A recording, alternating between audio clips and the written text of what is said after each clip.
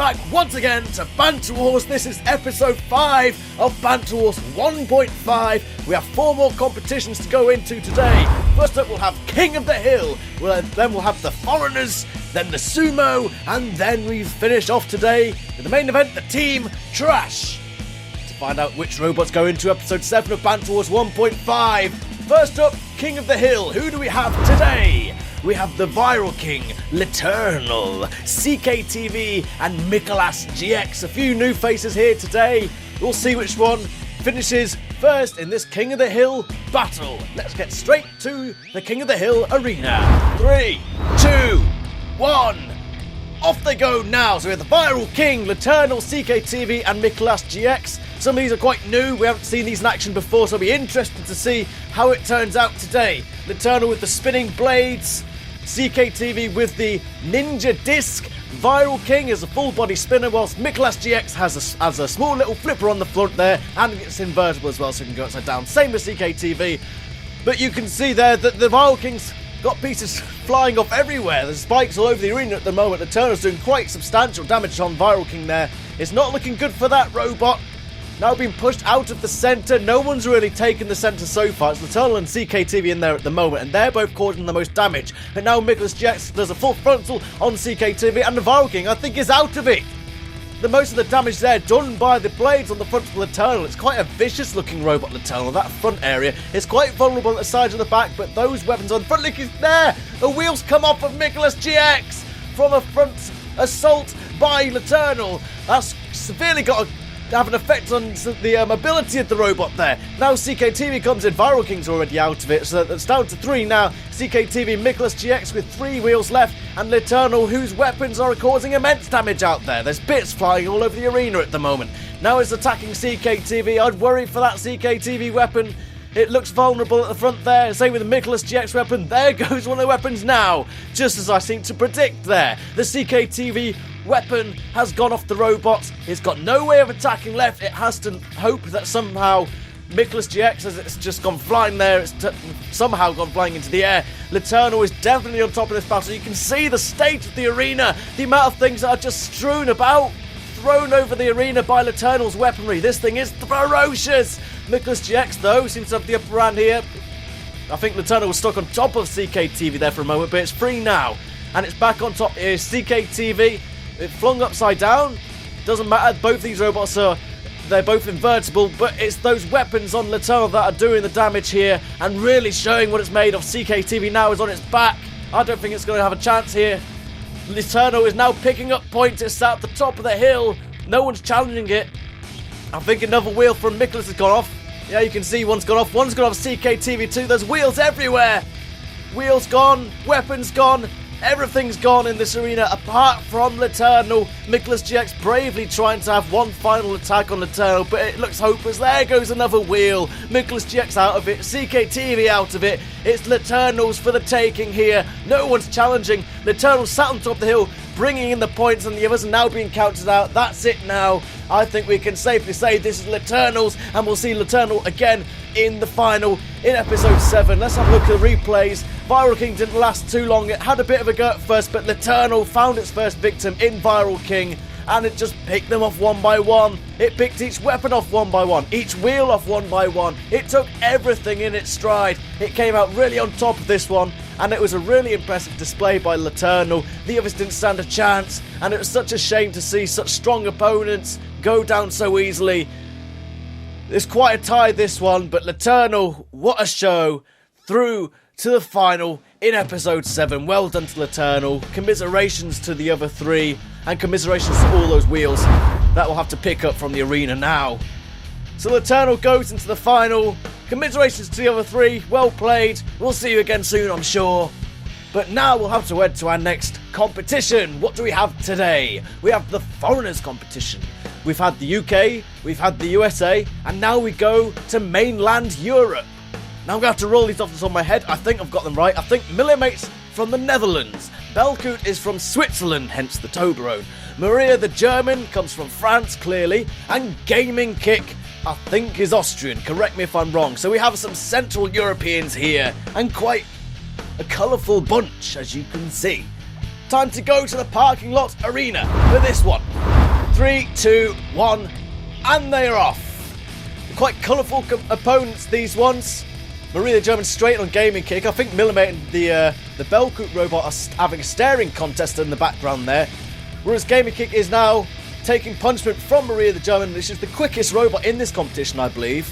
Belcoot and Millimeter not doing much, but now Belcoot comes in on the back of Maria the German with the machete weapon. And the toe-throwing body. Oh, look at that! Gaming Kick is thrown backwards by the rotating propeller of Millimeter, which has proven effective in the past. So is Maria the German, though not quite as effective as Millimeter, so I would put Millimeter as the favourite here, but Maria German is very speedy. Gaming Kick is upside down, which is a tremendous disadvantage here. It can't quite get that weapon in, though it is coming down now on Belcoot's robot, which seems to have a problem with turning. Look at this pushing from Maria the German! A superb push, and thus Belcoot upside down, and that could be Belcoot out of it. Look at the pushing power here from Maria the German. Such a strong robot, such an efficient robot, and well, what do you expect? Let's be honest. Millimeter stands and watches as both Gaming Kick and Belcoot are just shoved. Like, what can you compare it with? They're just shoved across the arena like they're not even there. Millimeter tries to come in and do something impressive, but Maria the German is all over this. Now back against Gaming Kick. I think Belcoot's out of it. Millimeter's just making sure of that. But Millimeter now has to come in on the action on Maria the German and Gaming Kick, because I think Belcoot's out of it. It's got to get on the side of the judges, because Maria the German is really on top, though. It has just thrown itself onto its back simply by speed alone. This thing is the speediest thing I think I've ever seen. I think Gaming Kick's out of it. It's lost the wheel. It's spinning in circles. Maria the German's taken a wheel off at some point. Gaming Kick is probably out of it, and now Maria the German is concentrating on Millimeter, pushing Millimeter into a corner. I'm not sure how long it will last in there. It's being counted out, and Maria the German comes away. There's no one to challenge this robot, coming back on Gaming Kick now, and hits so hard that the robot just tumbles over. It's only got one wheel left. It's got no hope, and Maria the German, with the flashes at the other end of the arena, getting concrete boulders dropped on it. But that's it. Maria the German's through, and what a battle that was. What a performance from Maria the German. Belcoot was struggling from the start. This was an almighty push from Maria the German.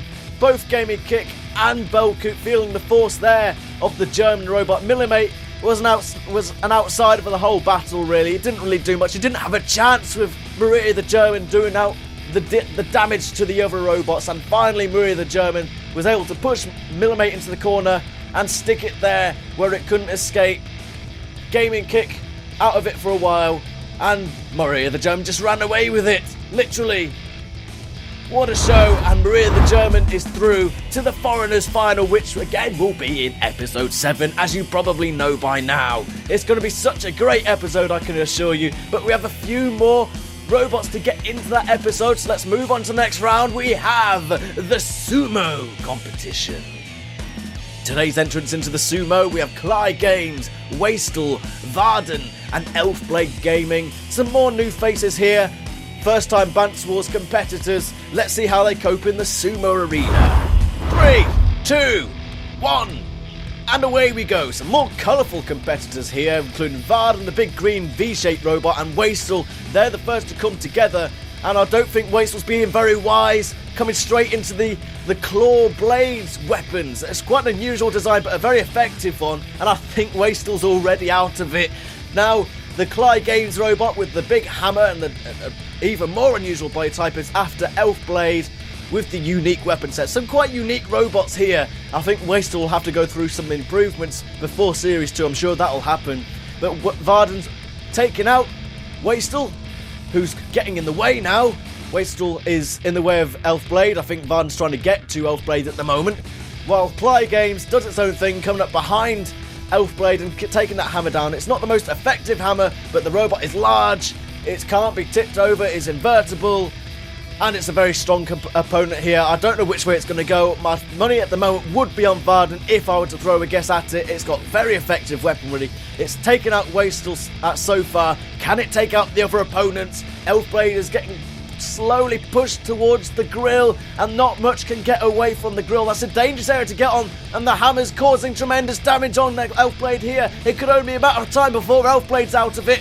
Cly Games is doing some real damage, and it's getting pushed slowly towards the grill. I think Elfblade's on the grill. It could be down to just 2 now. I don't think there's any escape for Elfblade. It's got a low ground clearance and it won't be able to get out of that grill. It's being counted out, and I think the final blow has just been dealt by Clyde Games, who itself is stuck by the grill, is being counted out. Varden moves away as if it's victorious. Clyde Games seems to escape now, though. Varden almost doing a victory dance in the middle, but Clyde Games is safe. It's come back away from that corner, and it's between Varden and Clyde Games, two very colourful, very unique robots. And now Clyde Games seems to be getting the upper hand. It's coming at the side of Varden, and it's bringing the hammer down there. This is a tremendous battle so far, and I don't know which way it's going to go. So far, Varden's been on top, but Clyde Games could really come back on this one. Now it comes at the side. All it needs to do is push. It just needs to push Varden towards that grill, and it's doing so. Varden might have been losing power. It might have been immobilised somehow, I don't know, but Clyde Games is pushing Varden with ease towards the grill. It just needs to push a little bit further to ensure victory, and I think it's going to do just that. It is doing just that. Clyde Games is on top. Varden is on the grill, and that could very well be it now. I think Clyde Games is on top of this one. Varden is stuck. What a turnaround by Clyde Games. And what a robot. It just wouldn't move. It wouldn't take any punishment from the others, and it's over. Varden's done. But Varden was so impressive from the start. Wastrel didn't stand a chance. It's a shame that. We'll have to see if we can improve that robot. Clyde Games and Elfblade were at each other, but they didn't really do much at the start. It was all Varden from the beginning. Wastrel was gone. Varden tried to get to Elfblade, and then they combined to push Elfblade slowly towards the grill. And this is where Clyde Games annihilated Elfblade using that hammer weapon to destroy the robot and push it onto the grill. Varden did its part, and then as you thought Varden would push Clyde Games off, Clyde Games came back into it onto the side of Varden, and I don't know what happened, but it was able to push Varden onto the grill, and that was it. Clyde Games goes through to the Sumo final, and what a performance that was from Clyde Games. What a fight. Is that the best Sumo match so far? I think it is. Commiserations to the other three. Well done to Clyde Games for making it through to the Sumo final. We'll see you there in episode 7. And finally, the main event of episode 5 of Banter Wars 1.5. Team to the between the Rex Tano and Facetious Goose and H2n and Panzer Inversion, two GameTech Mods robots entered solely for this competition. This one could go either way, as they always can. Rex Tano, Facetious Goose. Only Rex Tano's been seen before. I think this is the first time Facetious Goose is in this. And H2n enters with Sanity Delta, who's appeared before. Panzer Inversion enters a new robot with Psychotic Asylum. Now, both these robots are spinners. And the Rex Tano and Facetious Goose will have to watch out for those. These can be incredible dangerous. So my money's on the GameTech Mods users. But who knows? Let's find out ourselves. As with all Team Trash competitions, we head to the Octagon. 3, 2, 1, go. And we have the two tag teams against each other. I think Psychotic Asylum's always been thrown over the arena flipper. What a bad bit of driving that was, and Psychotic Asylum has no stream maker, it can't get over, and I think it's landed upside down. That could be the GameTech Mods team already down to just one member against Rex Tano and Facetious Goose. And now he's under pressure from Rex Tano, the Pikachu head. Sanity Delta is near the hammer. That's a dangerous place to be. Psychotic Asylum's being countered out there. It can't move. Facetious Goose has been thrown over. Now, it does have a self-righting mechanism, but will it use it? I don't think it can. I don't know how it got turned over in the first place. Facetious Goose might be out of it here. Rex Tano pushes Sanity. Oh my god. The hammer comes down on the weapon of Sanity Delta. How's the weapon stayed on? Rex Tano, great move there, pushing the Sanity Delta robot against the hammer. And look at that. Feroce has come down with the hammer. And Rex Tano is suddenly very much on top, could push Sanity Delta towards the pit. And look at that, Facetious Goose somehow managed to inch its way closer to the arena flipper and turned itself back over. How clever that was. And now they both come against Sanity Delta, who's under incredible pressure from both these robots. The weapons come off. It could well be as good as over now, because the robots get against the wall. Might as well be upside down. It's managed to turn itself over now. A quick escape there. It's going to have a big change of fortunes to come out of this one alive. But there goes the Rex Tano. The Rex Tano's thrown itself into the pit. What was it doing? It's just thrown itself in for no reason at all. What a poor piece of driving. And it's now between Sanity Delta and Facetious Goose. Sanity Delta has taken some severe punishment here. Facetious Goose now getting pushed under the hammer. What a turnaround this could be. Facetious Goose is pressed under the hammer. Can Sanity Delta do the turnaround? It looks like it. Facetious Goose is on the pit, the edge of the pit, and it's getting pushed. It's pushed in, and Sanity Delta has come out on top. What a comeback this was from Sanity Delta and H2n's robot. It was helped not at all by Psychotic Silent Starter, and under so much pressure from the start by the Rex Tano.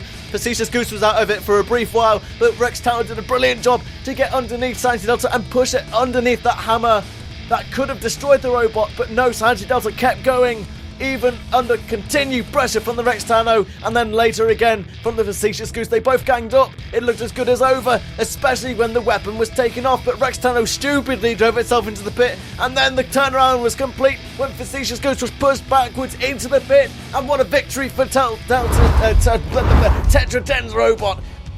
Oh, what a battle that was, and a great way to finish this episode of Banter Wars 1.5. What a fantastic fight that was. H2n and Panzer Inversion, with no help really from Panzer Inversion, will go through to the next round of the Team Trash, to the semi-final and the final, which will take place in episode 7. It's going to be a long episode, but there's going to be a lot of good content, and we'll see those two again. I'm sure we'll see Rex Tower and Facetious Goose too. What a battle that was. Thank you so much for watching. It's been brilliant once more.